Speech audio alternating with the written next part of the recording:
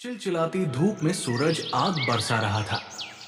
तापमान 45 डिग्री के पार जा चुका था और शहर की सड़कों पर गर्मी का कहर साफ दिखाई दे रहा था।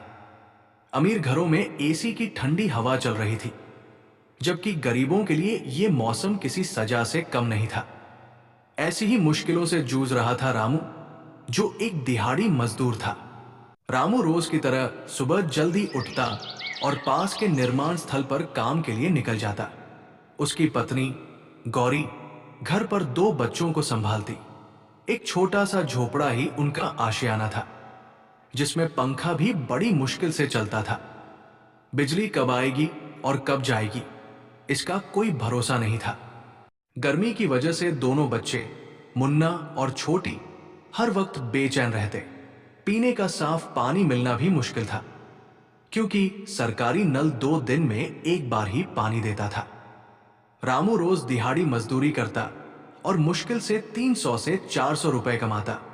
इतने में घर का खर्चा चलाना आसान नहीं था, लेकिन वो किसी तरह अपने परिवार की जरूरतें पूरी करने की कोशिश करता। उस दिन दोपहर में गर्म हवाएं और तेज हो गई। सूरज आसमान से अंगारे बरसा रहा था। रामू को ठेकेदार ने कहा, आज थोड़ा ज्यादा काम करना होगा, कुछ ईंटें और उठानी है। गर्मी से बेहाल होते हुए भी रामू ने हामी भर दी।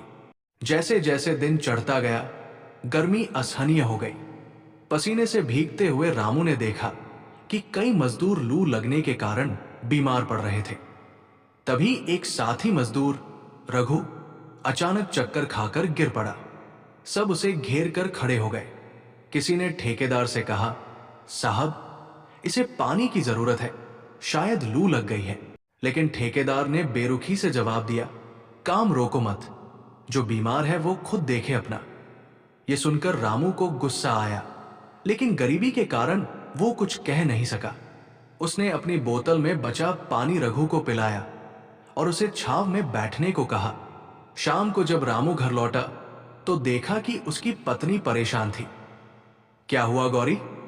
उसने पूछा। गौरी की आंखों में चिंता थी। मुन्ना को बहुत तेज बुखार हो गया है, पूरा दिन गर्मी में रोता रहा, प्यास से बुरा हाल है। रामू ने तुरंत पास की दुकान से ठंडा पानी लाने के लिए जेब टटोली, लेकिन उसके पास सिर्फ 10 रुपए थे। इतने में सिर्फ एक छोटा सा पानी का पाउच आ सकता था।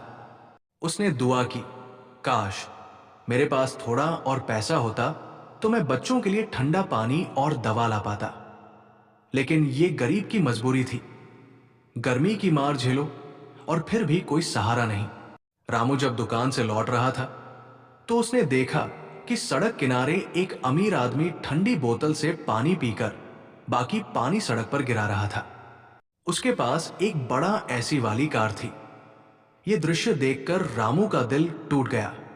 हमारे बच्चे पानी की एक बूंद को तरस रहे हैं और ये लोग इसे बेकार बहा रहे हैं। तभी पास से एक समाजसेवी संस्था का वैन गुजरा, जो गरीबों को ठंडा पानी और ओआरएस घोल बांट रही थी। रामू भागकर उनके पास गया और अपनी हालत बताई। संस्था के लोग बहुत दयालु थे। उन्होंने उसे कुछ पानी की बोतलें और दवाइयां दी।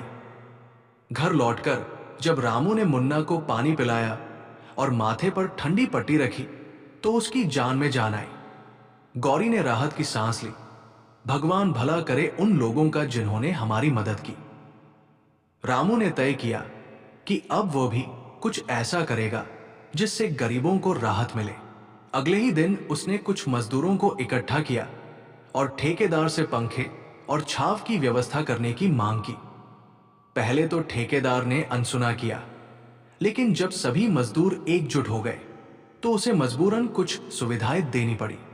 साथ ही रामू और उसके दोस्तों ने मिलकर सड़क किनारे एक छोटा सा पानी का ठिकाना बनाया, जहां कोई भी प्यासा ठंडा पानी पी सकता था।